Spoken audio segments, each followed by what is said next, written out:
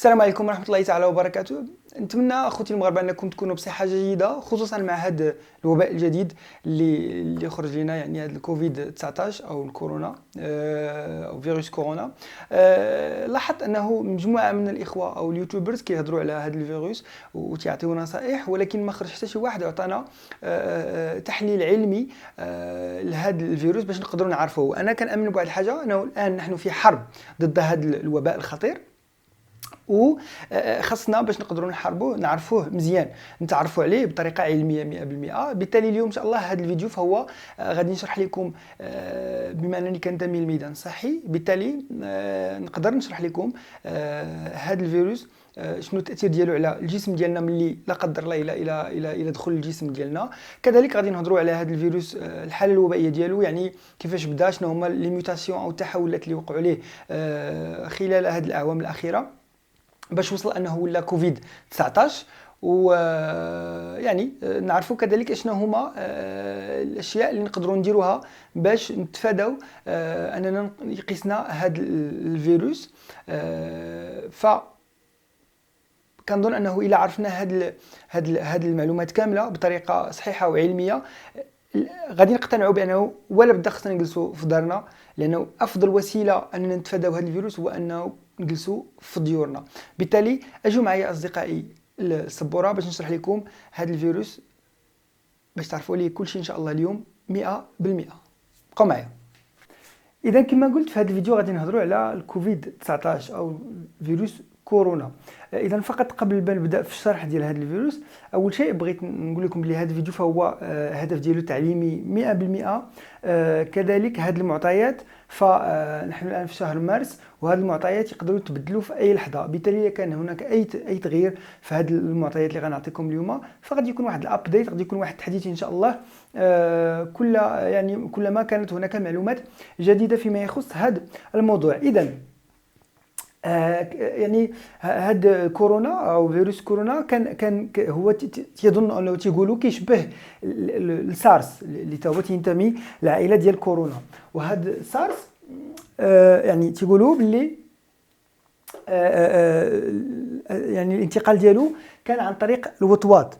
يعني الوطواط غادي نسموها ريزيرفوار، يعني الخزان او البلاصه اللي تيخرج منها هذا اللي تينتقل منها اللي كينتقل منها هذا الفيروس اللي هو السارس في الاول، اللي بان في 2002 في 2002. اوكي. اذا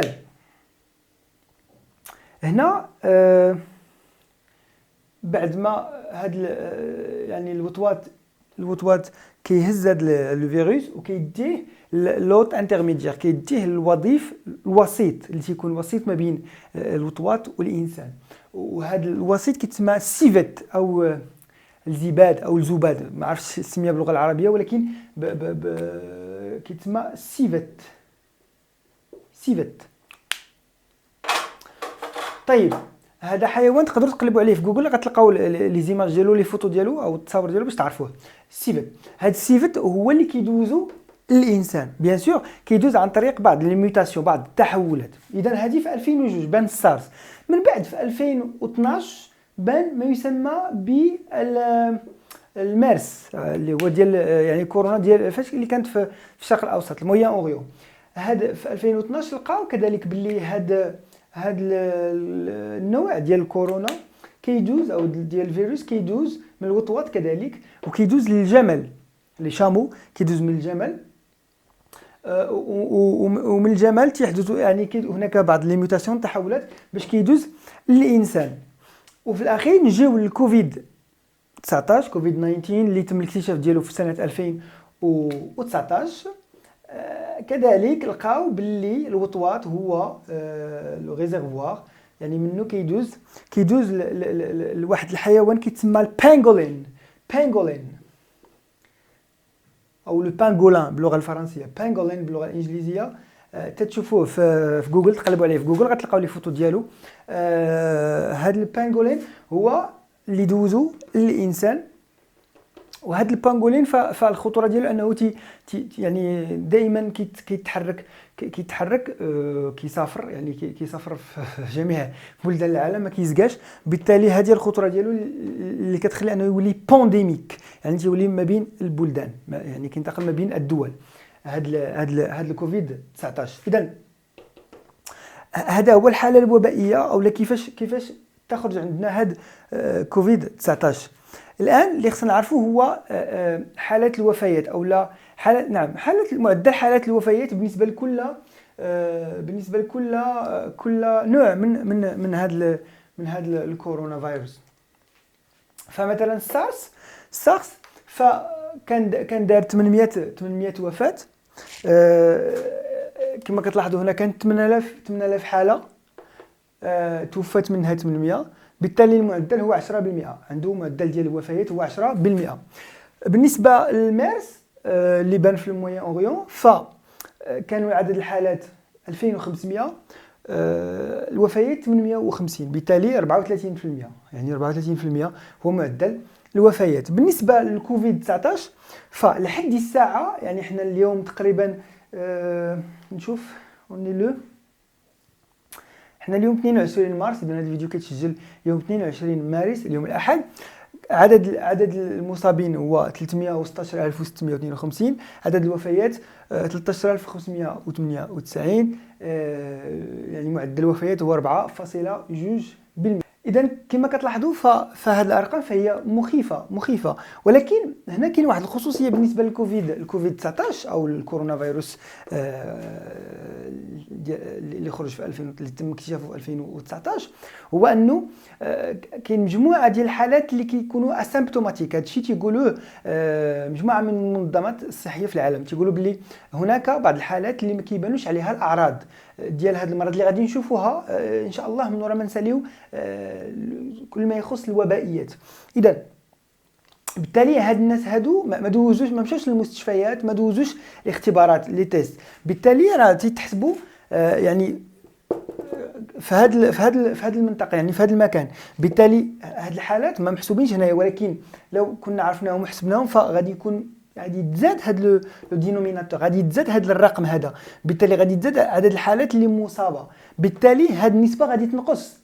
لذلك فمعدل الوفيات بالنسبه لهذا الكوفيد 19 فهو يقدر يكون ربما اقل من 4.2%، لان هناك الالاف والالاف من الحالات اللي ما كتكونش فيها الاعراض ديال الكوفيد. يعني تيقدر يكون فيه هذا الفيروس، يكون فيه ولكن ما فيهش هذوك الاعراض اللي كيجيو لها الناس للمستشفى، كمثلا الكحبه او الحراره او اللي غادي نقدروا نشوفوا من بعد ان شاء الله. في هذا الفيديو غادي نشرحوهم بالتفصيل ان شاء الله. هذه فقط خاصيه لهذا الكوفيد 19. اذا الان بعد ما شفنا المفعول الحيواني ديال هذا الكوفيد 19 اللي لقينا باللي تيدوز من الوطواط، كيدوز للبانغولين اللي هو معروف انه تيتحرك بزاف عبر العالم. بالتالي هاد هنا ملي كتجلى الخطوره ديال هاد الكوفيد اللي خلاته انه يولي بانديميك، ماشي غير ايبيديميك ولا بانديميك، يعني تيدوز عبر دول العالم الانسان. بالتالي كما قلت بعد ما شفنا اللي في المفعول الحيواني يعني ديال الحيوانات على هذا الكوفيد 19، شفنا كذلك معدل الوفيات اللي لقينا بالنسبه للسارس 10%، لقينا بالنسبه للمغاس المارس 34%، وبالنسبه للكوفيد 4.2%. وقلنا باللي الكوفيد منظمات عالميه كتقول باللي في الصحه كتقول باللي هناك حالات اللي كيكون عندها هذا الفيروس ولكن ما كتكونش عارفه لانه ما تيكونش هناك اعراض. بالتالي هذا الرقم يقدر يكون اقل بكثير، لان العدد الحالات المصابه تقدر تكون تزاد وتكون زايده بكثير بالالاف على هذا الرقم. الان اجيو نشوفوا درجه انتشار هذا الفيروس. إذا الآن لاحظوا معايا باش نشوفوا سرعة انتشار هذا الكوفيد 19 أو كورونا أو فيروس كورونا أو كورونا فيروس. إذا لاحظوا معايا، نفترضوا أنه عندنا شخص واحد تقاس بهذا الكورونا فيه الكوفيد 19. إذا نقول هنا عندنا شخص واحد. الدراسات قالت باللي شخص واحد يقدر يقيس لنا ما بين جوج حتى 3 ديال الناس، يعني يقدر يعادي لينا ما بين جوج حتى 3 ديال الناس. نسميو هاد لا فاريابل ار زيرو مثلا. اذا جوج حتى 3 ديال الناس. ناخذ اسوأ سيناريو اللي هو 3 ديال الناس. يعني نفترضوا ان هذا الشخص فيه الكوفيد 19، كاين مثلا في الدار مع العائله ديالو او مع لا فامي ديالو في نفس الغرفه او هذا. يعني اون فوا مثلا كحب او لا، يعني لا توسي، يعني الا كحب وخرج داك الرذاذ ديال اللي كيخرج مع الكحبه، وقاس شي شخص من العائله يعني من العائله ديالو او من الناس اللي قراب ليه، فهذاك الشخص غادي يتقاس بالكوفيد 19. اذا كما قلنا شخص واحد يقدر يعادي لينا 3 ديال الناس من مثلا ما كحب وقاس هما داك الرذاذ. اوكي طيب، عاد لنا 3 ديال الناس. هادوك 3 ديال الناس حتى هما يعني تيوليو 3. هنا كاينين 3. من بعد هادوك 3 ديال الناس تيقدروا يعاديو لينا، كل واحد فيهم تيعادي 3 اخرين، هي 9. احنا ولينا 9. من بعد هادوك 9 كل واحد فيهم غادي يعادي 3 اخرين، غادي يوليو 27. دونك كتلاحظوا فهنا يعني الا جينا الرسم، الا درنا رسم بياني لهاد لي فاريابل، لهاد الاعداد، غنلقاو باللي طالعه بواحد الطريقه اكسبونونسيال، يعني بطريقه قويه. يعني هنا هاد الار زيرو اكبر من واحد، يعني طلع بواحد الطريقه قويه. لذلك تنقول يعني كتسمعوا باللي تيقول لكم جلسوا في ديوركم، لانه باش ما خرجتي من دارك تقدر تعادي اشخاص اخرين. وهذه هي الدرجه ديال الانتشار ديال هذا الوباء، ديال هذا الفيروس، انه تنتشر بسرعه كبيره جدا. نقارنوه مع الانفلونزا، نقارنوه مع لا غريب او الرواح، نقارنوه مع الرواح. اذا بالنسبه لا غريب الار زيرو ديالها هو تيقولوا في البحوث العلميه هو 1.3. يعني هنا ناخذ واحد باش تكون الامور سهله. يعني كل شخص فيه الرواح، كل شخص فيه لا غريب تيقدر يعادي لينا واحد، وهذا الواحد تيقدر يعادي لينا واحد اخر. كتلاحظوا يعني كل شخص فيه الرواح او لا غريب العاديه تيقدر يعادي واحد، وكذلك هذاك الواحد تيقدر يعادي واحد اخر. ماشي بحال الكوفيد 19 كل واحد تيقدر يعادي 3. داكوغ. دونك هنا هاد الار زيرو ديال 1.3، يعني هذه الار زيرو ديال نديروها بالزرق اللي ستابل، غادي بواحد الخط افقي كما كتلاحظوا. لاحظوا الفرق ما بين الكوفيد 19 وما بين الانفلونزا. لاحظتوا هاد لا كورب كي طالعه بواحد الطريقه اكسبونونسيال، طالعه كبيره. باغ كونطخ هذا ستابل، غادي بواحد الطريقه ستابل. هذه هي الخطوره ديال الكوفيد 19. حنا شنو بغينا انه يكون الار زيرو اقل من واحد. ار زيرو اقل من واحد. كيفاش نقدروا نديروا هذا الار زيرو اللي قلنا هو لو دوغري او لا درجه الانتشار؟ كيفاش نقدروا نردوا اقل من واحد؟ هو اننا نجلسوا في ديورنا، يعني ما نخرجوش من ديورنا. وهذا هو السبب انا كنشرح لكم الان علاش تيقول لكم جلسوا في ديوركم، لانه كلشي تيقول لك جلس في دارك ما تخرجش، ولكن حتى واحد ما تيقول لنا السبب، وحنا كنبغيو نفهموا ونقتنعوا. بالتالي كنظن الان غتكونوا فهمتوا علاش خصكم تجلسوا في ديوركم، لان كل واحد تيعادي 3 الناس، وكل شخص فيه الفيروس يقدر يعادي 3 الناس. دابا نشوفوا من بعد كيفاش يمكن لك تتعادى، لانه كاين بزاف ديال الطرق اللي تقدر تتعادى بهم. كما قلت لك تجلس في دارك ما تخرجش، يعني الحجر الصحي لراسك ديرو لراسك. كذلك يعني غسيل ديال اليدين، تحاول ما تقيش يعني لي ميكوز، ما تقيش وجهك وهذا البلاصه اللي يقدر يدوز منها الفيروس. اوكي دونك هادو هما الطرق. غادي نشوفوا من بعد كيفاش نقدروا نحدوا من الخطوره ديال هاد الكوفيد 19.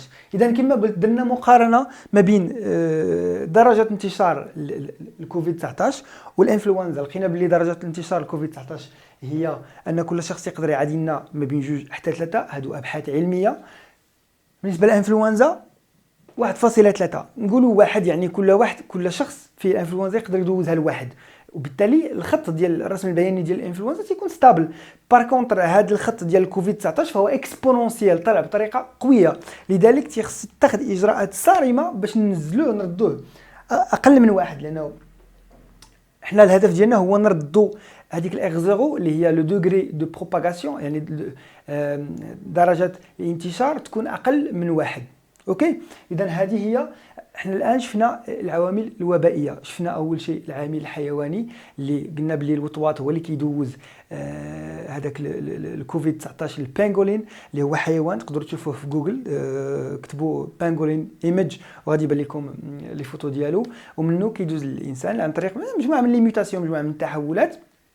هذا العامل الحيواني. شفنا كذلك معدل الوفيات، لقينا بلي معدل الوفيات ديال كوفيد 19 تقريبا 4.3% حاليا اليوم اللي هو الاحد 22 مارس 22 مارس 2020، هذا 4.3. كذلك قلنا بلي كاينه واحد الخاصيه مهمه لهذا الكوفيد كيقولوها بزاف ديال المنظمات العالميه، انه كاين بعض الحالات اللي ما كتبينش لنا لي سين كلينيك، يعني العلامات بالاعراض. بالتالي هذاك العدد اللي كيكون لتحت باش نحسبوا معدل الوفيات اللي هو العدد ديال لي كا، العدد ديال الحالات اللي مصابه، تيقدر يتزاد، لانه كاين حالات اللي ما اكتشفناهمش، اللي ما جاوش عندنا للوبيتال وما عرفوش راسهم واش مرض. بالتالي هذا 4.3 ماشي دقيقه 100%، تقدر تكون اقل بكثير. بالتالي اقل هذا الفيروس فهو اقل حده او اقل خطوره من السارس ومن يعني الميرس. هاد الجوج عندهم معدل وفيات اعلى من معدل الوفيات ديال كوفيد 19. بالتالي هذا فقط باش نعرفوا باللي يعني ما نكبروش عاوتاني او نخلعوا راسنا بزاف، نتخلعوا بزاف. فهاد الكوفيد 19 هو اقل خطوره من كما قلت من هذا من السارس ومن الميرس، لان معدل الوفيات اقل، ولكن درجه الانتشار ديالو اكبر بكثير.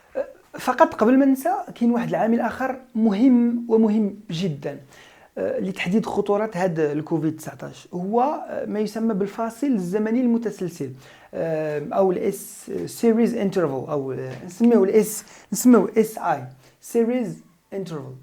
طيب، هذا لنقول انه يعني عندنا مريض قاسوا هذا الفيروس، يعني لنقول انه بدات الاعراض ديالو مثلا في اليوم في الصفر، نهايه الاعراض او الاعراض كتمشي 14 جوغ 14 يوم، يعني هنا كتكون لفه نهايه هذوك الاعراض اللي كيبانوا. لنقول انه في هذه المده هذه يعني دوز الفيروس لشخص اخر، المريض الثاني اكس مثلا، دوزوا ليه في النهار الثاني ديالو باش تصاب هذا المريض، دوز العدوى المريض اخر، نقولوا اكس 2 حتى هو اللي غادي يبداو فيه الاعراض في النهار الصفر بالنسبه ليه 14 يوم. اذا هذا كيتسمى الفاصل الزمني اللي هو هذا الفاصل هذا اللي بالاحمر كيتسمى الفاصل الزمني المتسلسل، اللي هو الفاصل اللي كيفصل ما بين اول يوم اللي تيتقاس فيه المريض الثاني اللي كانوا كيبانوا فيه الاعراض، وما بين اليوم اللي كيدوز فيه المريض الاول الفيروس المريض الثاني. اذا باش ما كان هذا الفاصل الزمني المتسلسل كبير، باش ما كان هذاك الوباء اقل خطوره، باش ما كان صغير، باش ما كان هذاك الوباء كبير. اذا بالنسبه للكوفيد 19 كيقولوا باللي سيريز انترفال، باللي الفاصل الزمني هو ما بين 5 حتى 7.5 يوم، يوم. يعني بالمقارنه مع الانفلونزا فالسيريز انترفال ديالها هو 2.5 يومين ونص، يعني يومين ونص. هذا الفاصل كيكون هو يومين ونص ما بين ما كيبانوا الاعراض على المريض الاول وما كيدوزهم المريض الثاني وكيبانوا عليه حتى هو الاعراض، فيومين ونص. فتخيلوا معايا كون كان هذا الكوفيد، لان هنايا هذا كيعني انه هذا كيعادي هذا باش كيوصلوا المرض هي 7 ايام ونص، تيبانوا الاعراض في هاد الثلاثه. من بعد ملي كيتعداو هاد 7 ايام ونص باش يبانوا الاعراض في هاد الاخرين، 7 ايام ونص باش يبانوا الاعراض في هاد 29. اوكي، تخيلوا معايا كون كانوا الاعراض تيبانوا في يومين ونص. الحمد لله انه هذا الفاصل الزمني المتسلسل ديال الكوفيد كبير شيئا ما، هذه حاجه جيده. بالتالي تخيلوا معايا كون كانت يومين ونص، بالتالي غادي يكون هذا الكوفيد غادي يكون يعني الوباء خطير وخطير جدا، لانه في مده قصيره من الزمن غادي يكون هناك العديد من الناس اللي غادي يكونوا تصابوا لنا بهذا الكوفيد 19 واللي تيبينوا لنا الحالات ديال لي سيمبتوم او الاعراض المرضيه. بالتالي غنلقاو راسنا قدام واحد المجموعه كبيره من الناس اللي باينه فيهم هاد الاعراض واللي خصهم يداواو واللي خصهم لا ريانيماسيون. فغادي يكون شيء صعب وصعب جدا تسييرو او لا جيستيون ديالو. فالحمد لله انه هذا الكوفيد 19 الفاصل الزمني التسلسلي ديالو ما بين 5 ايام حتى 7 ايام ونص، وهذا عامل مهم ومهم جدا. بالتالي هذا كيدل بان هذا الكوفيد 19 فهو ليس بتلك الخطوره الكبيره، هو خطير ولكن ليس بتلك الخطوره لانه في هذا العامل هذا اللي هو كبير شيئا ما. اجيو نشوفوا دابا كيفاش يقدر يتعادى الانسان او الطرق اللي تقدر يتعادى بها الانسان بهذا الكوفيد 19. اذا العلماء تيقولوا كاينين جوج ديال الطرق. الطريقه الاولى هو انه مثلا انسان اللي فيه هذاك الفيروس تيمشي للمرحاض، تيجلس في المرحاض، من بعد كينوض يعني تيغسل وما تيغسلش مزيان. اذا ملي ما كيغسلش مزيان يعني تيبقى في اليد ديالو هذاك الفيروس، بالتالي يقدر يقيس اي منطقه في هذيك البلاصه فين داك المرحاض او الحمام فين قاس سميتو، يعني يقدر يجي اي شخص اللي قاس هذاك يعني البلاصه اللي قاسها هذاك السيد اللي انفيكت اللي فيه الفيروس، وجاء شخص اخر قاسها حتى هو، ومن بعد قاس يعني الوجه ديالو ولا ديك لاميكوز اللي تقدر يعني في الوجه او في العين او هذا او في الانف يقدر يدوز له الفيروس. دونك الطريقه الاولى هو انه كتمشي للمرحاض فيك الفيروس، كدير داكشي يعني اللي كيدير الانسان في المرحاض، من بعد ملي كتغسل ما كيكونش غسل كامل 100%، فبالتالي تيبقى فيك الفيروس في اليدين ديالك. اي بلاصه قستيها يقدر يجي شخص اخر ما به والو يقيس هذيك البلاصه اللي قستي، فكيتانفيكت حتى هو، كيتقاس حتى هو، خصوصا الا قاس الوجه ديالو الانف او الفم ديالو تيتقاس بهذاك الفيروس. كاينه الطريقه او الطريقه الثانيه اللي يقدر الانسان ياخذ بها هذاك الفيروس او يتانفيكت بهذاك الفيروس، هي مثلا واحد الانسان مصاب وتيعطس، يعني ملي كتعطس فهذوك لي غوتليت هذوك الرذاذ يقدر يانفيكتيك الى قاسك. بالتالي هنايا شنو كيقولوا العلماء؟ تيقولوا بلي هنايا ملي الانسان تيعطس ف يعني هذاك لي غوتليت يقدروا يوصلوا يعني 3 to 9 to 6 feet، يعني 3 حتى 6 الاقدام، يعني تقريبا ما بين 90 حتى 180 سنتيمتر. يعني الا كان الانسان بعيد عليك ب 180 سنتيمتر وعطستي وخرج داك الرذاذ وقاسني انا في وجهي اولا في عيني اولا في هذا وانا كنت بعيد عليك يقدر يوصلني حتى ل 180 سنتيمتر، ما بين 90 حتى ل 180 سنتيمتر. كذلك هذاك الفيروس تيبقى في لي سيرفاس، تيبقى في مثلا في الطبله، الى عطست فوق الطبله ولا هذا تيقدر يبقى حتى ل 24 ساعه وهو عايش. هادو مجموعه من الابحاث العلميه اللي تيقولوا هادشي. اذا يقدر يبقى حتى ل 24 ساعه. بالتالي انا عطست، كنت جالس مثلا في المكتب ديالي عطست، خرج هذاك الرذاذ فيا الكوفيد 19 بقى فوق المكتب، جيتي انت قستي هذاك البلاصه قستي بها وجهك ولا هذا 24 ساعه تيبقى هذاك الفيروس تما. يعني يقدر تجي في اي لحظه تقيس في هذيك 24 ساعه تقدر تقاس بالفيروس. كذلك امر خطير وخطير جدا، داكشي علاش نقول لكم بقاو في ديوركم، هو انه نفترضوا انه انا في هذاك الكوفيد 19 وعطست ما كان حتى حد قدامي ما والو، جا واحد الانسان اخر داز من هذيك البلاصه اللي عطست فيها انا، كيتقاس بالفيروس ديال بالفيروس كوفيد 19 في 3 السوايع. يعني كاينه 3 السوايع من ورا ما عطست انا يقدر يتقاس بها الا داز من هذيك المنطقه. يعني هنايا هادو ابحاث جديده علميه اللي تدارت اللي كتقول باللي الفيروس ديال الكوفيد 19 تيبقى في الهواء من ورا مثلا الا عطست وكان فيه انا الكوفيد وداز الانسان اخر ما به والو في غضون هذيك 3 السوايع يقدر يتقاس بهذاك الكوفيد 19. فهذا امر خطير وخطير جدا. بالتالي يجب توخي الحذر اصدقائي. اذا هادو هما جوج ديال الطرق باش يقدر ينتقل هذا الكوفيد 19. يا اما انطلاقا من المرحاض ما غسلتيش مزيان وهذا وقستي شي بلاصه، جا انسان اخر قاس هذيك البلاصه اللي قستي فكيدوز ليه. الا قاس بيان سور الا قاس شي بلاصه لا ميكوز يعني العينين او الانف او الفم او لا داك العطيس مثلا، دوك لي غوتليت اللي كيخرجوا من الفم ديالنا. فاذا كان الشخص بعيد عليك ب 90 حتى 180 سنتيمتر، كذلك الا قاس هذيك المنطقه اللي طاح فيها هذاك الرذاذ ديالك فالفيروس يبقى 24 ساعه. وكذلك ديك المنطقه فين انت عطستي، مثلا كنتي في الزنقه وعطستي في الزنقه، فاذا داز شي شخص من هذيك المنطقه في مده اقل من 3 ديال السوايع فتيكون الفيروس مازال تما يقدر يتقاس بالكوفيد 19. هادو هما طرق الانتشار.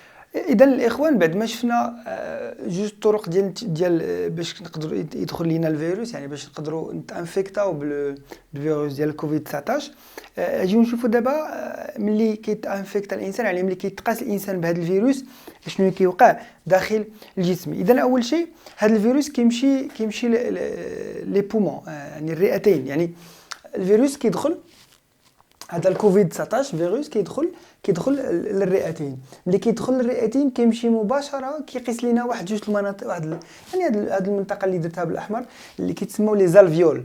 اجيو اذا الان غادي نحاولوا نقوموا بتكبير او الزوم ان على هاد البليصات هادو اللي كيمشي لهم هذاك الفيروس بالضبط، تيمشي تيقيسهم اللي هما لي زالفيول اللي كيكونوا عندنا في الرئتين، ونشوفوا اشنو كيدير فيهم بالضبط. اذا ملي قمت بتكبير هذه المنطقه فهي على هذا الشكل، بالتالي تيدخل الكوفيد 19 كيدخل الفيروس كيدخل لي زالفيول. هذوك لي زالفيول، هاد لي زالفيول كاين جوج الانواع ديال الخلايا، كاين خلايا تيب 1 وخلايا نوع 2.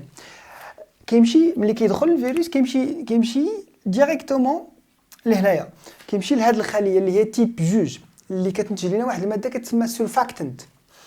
باش نشرح لكم، هنا كاين جوج كما قلت جوج انواع الخلايا. كاين واحد الخلايا اللي كتسهل لنا التبادل ديال الغازات هنايا باش نقدروا نتنفسوا CO2 مع الاكسجين، يعني كتحاول دير لنا ليكيليبر ديال التبادل الغازي.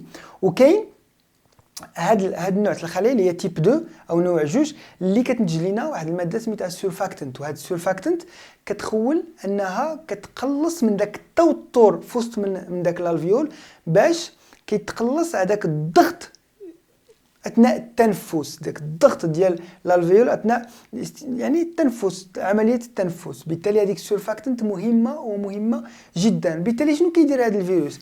هذا الفيروس كيدخل للالفيول وتيمشي تيلصق لينا فوق من هذوك الخلايا اللي كينتجوا لينا هذيك السولفاكتنت، تيلصق فوق منهم. بالتالي شنو غنديروا دابا؟ اجيو نكبروا هذه الخلايا ونشوفوا ملي كيلتصق بهم الكوفيد اشنو كيوقع.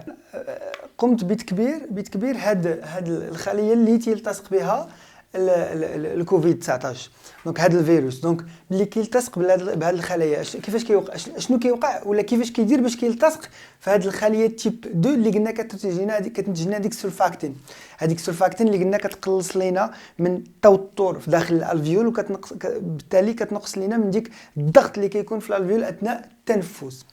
بالتالي هاد السولفاكتين كتلعب دور مهم جدا، وغنعرفوا علاش. لاحظوا معايا، كيجي الفيروس داك الكوفيد عنده فوق ديالو عنده دي بروتيين تيتسماو سبايكس، بروتين سبايكس. كاين واحد النوع اللي هما هاد الاحمرين كيمشيو كيلصقوا فوق واحد المستقبل اللي كيعرفوهم في هذيك الخليه النوع 2، كيلصقوا فوق هذاك المستقبل. بالتالي ملي كيلصقوا فوق هذاك المستقبل تيتحل تيخول لهم انهم يدخلوا في وسط الخليه. بالتالي ملي كيدخلوا في وسط الخليه اش كيدير هذا الفيروس؟ تيفرز لينا تيطلق هذاك الحمض النووي ديالو هذا تيطلقوا. اش كيدير هذاك الحمض النووي؟ تيمشي لينا اللي كيتسمى الريبوزوم ديال الخليه. المهم هادشي شويه علمي ولكن نبغيكم تفهموه لانه مهم جدا. شنو كيوقع؟ قلنا الفيروس كيمشي لديك الخليه، تيمشي لواحد المستقبل، هذاك المستقبل تيعرفو كيحل ليه الطريق باش كيدخل للخليه. ملي كيدخل لديك الخليه اللي هي تيب 2 نوع 2 كيطلق هذاك الحمض النووي ديالو بحال قلتي الجينات ديالو. ملي كيطلق هذاك الحمض النووي كيمشي كيلتصق بالريبوزوم ديال الخليه هاد الخليه اللي هي النوع 1. من بعد شنو كيوقع؟ ملي كيلتصق بها تيتفرزوا بروتينات، تيتفرزوا مجموعه من البروتينات. يعني هذا عمليه كتسمى ترانزليشن، تحول. اذا او ترجمه، عفوا ترجمه، عمليه الترجمه. بالتالي كيتحول مجموعه من البروتينات. اوكي، لحد الان مزيان. حاجه اخرى هو انه هنا كاين واحد الانزيم، هذاك الانزيم اش كيدير هذا الانزيم تيشد هذاك الجينات ولا الحمض النووي ديال هذا الفيروس وتيدوبلو، تيردو جوج، يقدر يضاعفو. بالتالي الفيروس دخل بحمض جيني بيوليو عندنا جوج الاحماض هنايا، جوج. ويقدر يكون يعني يقدر ينتج لنا مئات الالاف من هاد الفيروسات. اوكي، بالتالي هذا حاجه الاولى. حاجه اخرى سي كو هنايا هاد البروتينات كيحتاجوا لواحد الانزيم تيتسموا، دوك لي زونزيم كيتسموا البروتيناز. ما عندنا ما نديروا. المهم هذوك الانزيمات اللي كيحولوا لنا هذوك البروتينات، تيحولوهم لنا للمكونات ديال هاد الفيروس. بالتالي عندي المكونات ديال الفيروس وعندي الحمض النووي ديالو، الحمض النووي ديال الفيروس. بالتالي شنو تيخرج عندنا في الاخر؟ تيخرج عندنا من هذه المنطقه تيخرج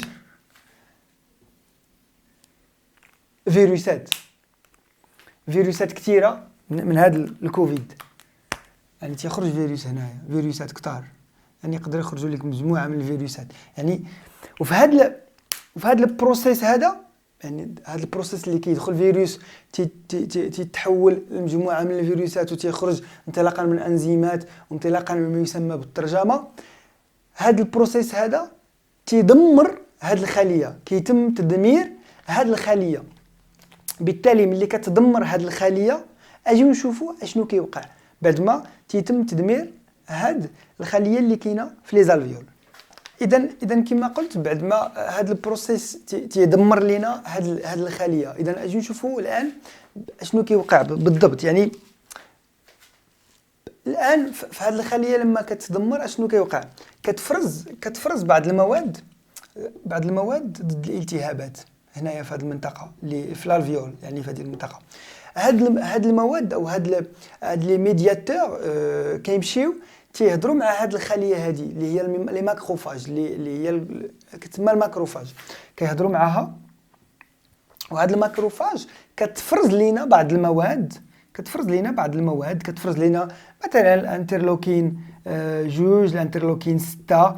يعني المهم هاد التسميات، المهم هو نفهموا الكونسيبت. يعني هنا بتدخل المناعه ديالنا. يعني كيتفرزوا هاد المواد اللي كيمشيو للدم. يعني تيخرجوا وتيجيو لينا لهاد المنطقه اللي هو يعني لي فيسو سونغان، الدم، يعني الشعيرات الدمويه.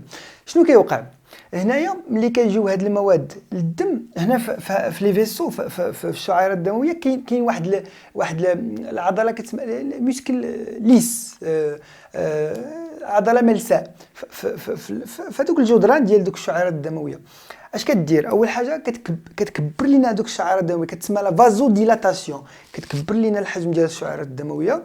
وثاني حاجه كتطلع لنا لا بيرميابيليتي، تيولي هذاك البلازما اللي كاينه هنايا، داك لو ليكيد، داك السائل اللي كيكون، لانه الدم فيه سائل، هذاك السائل اللي كيكون هنا تيخرج من هذا الميسكل ليس.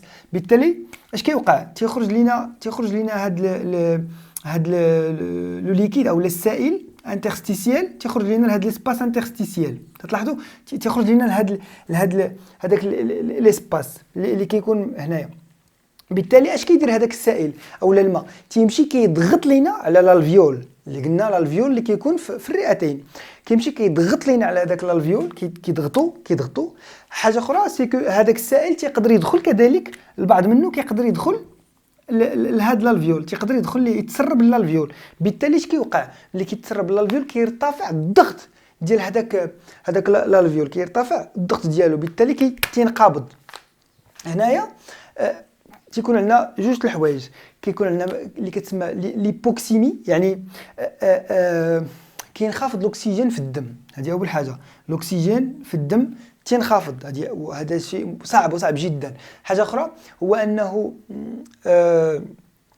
تيولي عندنا كنقوموا بجهد كبير باش نتنفسوا. يعني كيتسمى work of breathing، يعني كنقوموا بواحد الجهد كبير باش نتنفسوا، يعني ديك يعني ما كنقدروش مازال نتنفسوا، يعني كنتخنقوا، يعني كيكون يعني علاش؟ لانه كنحاولوا ملي كنبغيو نتنفسوا باش كنبغيو نحلوا هذاك الالفيول، بالتالي هو مضغوط، من كاين الماء في وسط منه، كاين الماء داير به، بالتالي ملي كتبغي ما كيقدرش يتحل، بالتالي ما كتقدرش تنفس مزيان، يعني كتولي مضطر انك دير جهد كبير باش تقدر تنفس. هذا هو داكشي علاش كتلقى مشكل في التنفس ملي كيتصاب الانسان بعد الكوفيد 19، لانه هادشي هو اللي هذا هو المفعول ديالو، التاثير ديالو على هذوك على لي بومون، على الرئتين، خصوصا دوك لي زالفيول. حاجه اخرى الاخوان مهمه بزاف، هو ملي كيتفرزوا ملي هاد لي ماكروفاج كتفرز لنا هاد المواد الانترلوكين والانترلوكين 2 والانترلوكين 6 اللي كيجيو للدم، هاد المواد في حد ذاتها هي كتادي انها كتفعل افراز لي نوتروفيل، هما كريات البيضاء. دونك كيدخلوا هاد الكريات البيضاء، كيجيو كيدخلوا من الدم، كيدوزوا لي زالفيول. علاش كيدوزوا؟ باش يمشيو يقتلوا هذاك الفيروس، باش يقتلوه في وسط لي زالفيول. ولكن هاد لي نوتروفيل، هاد الكريات البيضاء، ملي كتبغي تقتل الفيروس كتطلق بعض لي سوبستانس، هذوك المواد ممكن تقتلوا بعض من الفيروس، ولكن تقتلوا حتى الخلايا ديال تقتلوا حتى الخلايا ديال الالفيول. يعني قلنا كاين جوج انواع الخلايا، تيب A و تيب 2. تيب A ولا نوع واحد اللي هي كدير لنا التبادل ديال الغازات، كتسهل لنا تبادل الغازات، وتيب 2 هي اللي كتنتج لنا هذيك السورفاكتين. بالتالي ملي كيدخل هذاك لي نوتروفيل، كيدخلوا دوك الكريات البيضاء، كيدخلوا الالفيول، تيبغيو يقتلوا الفيروس، تيقتلوا بعض من الفيروس، ما تيقتلوش كله، وتيقتلوا الخلايا اللي كاينين ديالنا تاع لي زالفيول.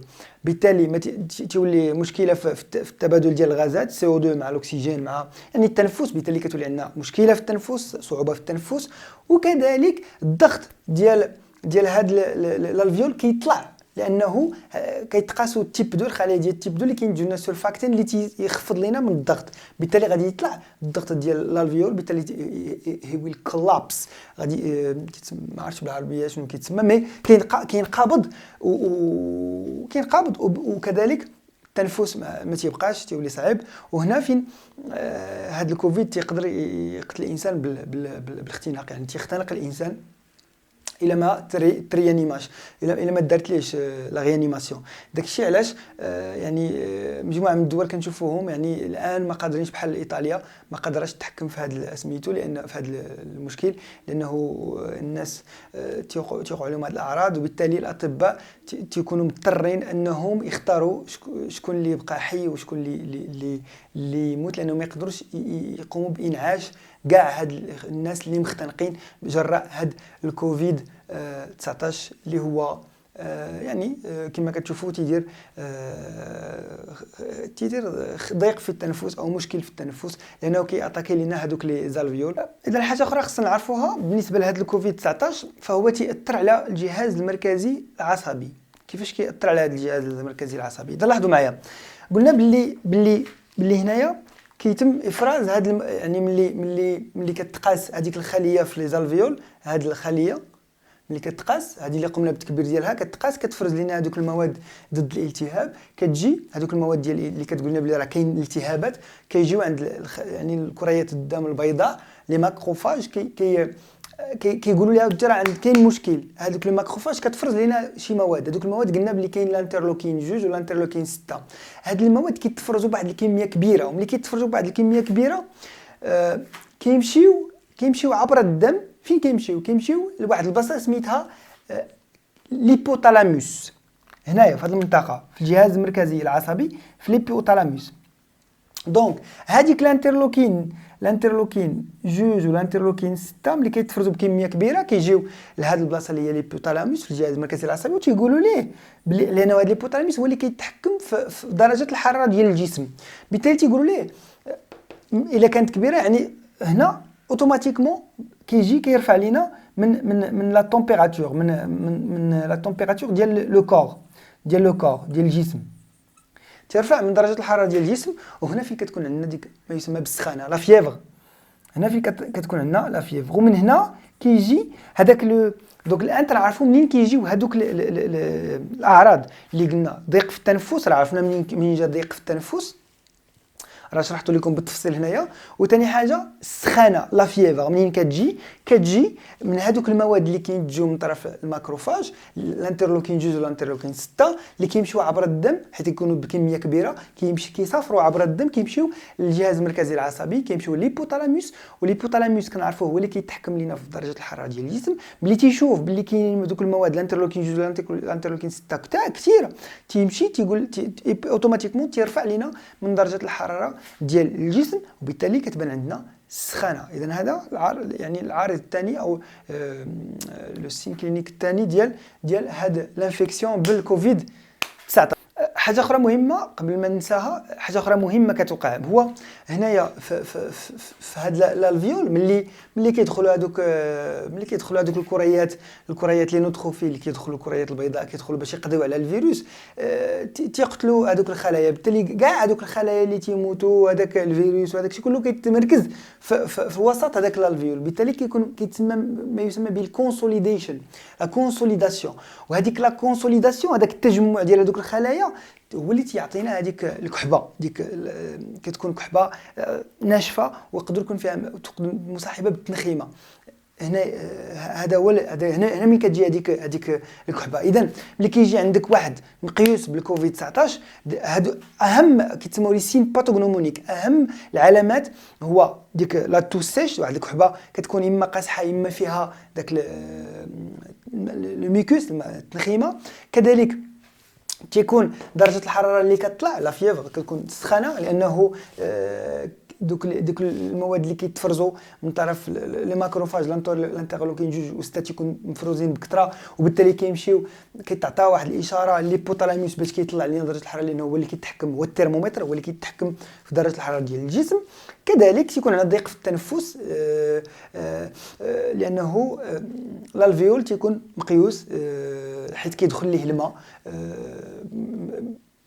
الماء، وكذلك ما كتبقاش عندنا هذيك كتكون لا ديستركسيون ديال الخلايا تيب 2 اللي كينتجوا هذيك سولفاكتين اللي كتخول لنا نقصوا من الضغط او التوتر وسط الالفيول. بالتالي كينقبض، بالتالي ما باقيش كنقدروا نتنفسوا جيدا، كيكون عندنا مشكل في التنفس. دونك هادو هما 3 ديال العلامات اللي مهمين جدا بالنسبه للناس اللي كيقيسهم الكوفيد 19. اذا كما كتشوفوا اصدقائي، باش نعرفوا واش ربما تخاسينا بعد الكوفيد 19 او لا، اهم 3 اعراض اللي خصنا نشوفوها اللي وريتكم الان منين كيجيو، وهما يعني العطيس، ولكن تيكون ربما تيكون ناشف بعض المرات او لا مصاحب للتنخيمه ربما.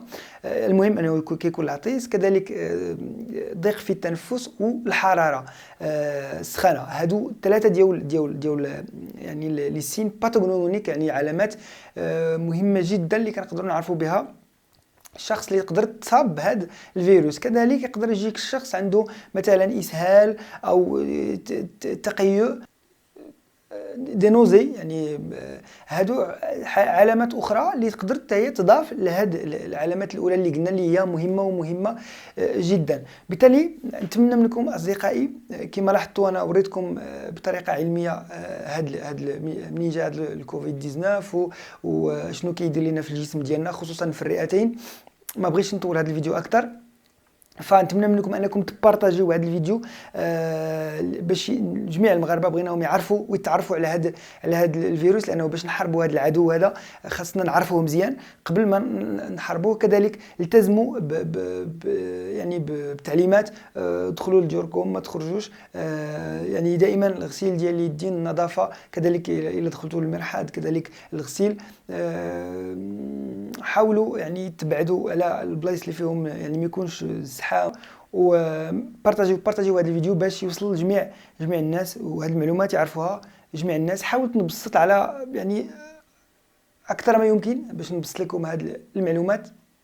نتمنى انكم تكونوا استفدتوا، وكما قلت في الاول فهذه المعلومات فهي قدر يكون هناك اي تحديث لان هذه المعلومات ليست معلومات حصريه، فهي فقط معلومات اللي لقيتها في هذا الشهر. فربما يكون هناك تحديثات، لانه يعني دائما هناك ابحاث اللي كتدار، فبالتالي اي مره كان شي تحديث سنقوم بوضع فيديو جديد لنعطيكم تحديثات فيما يخص هذا الوباء وهذا الفيروس اللي هو كوفيد 19. السلام عليكم ورحمه الله تعالى وبركاته.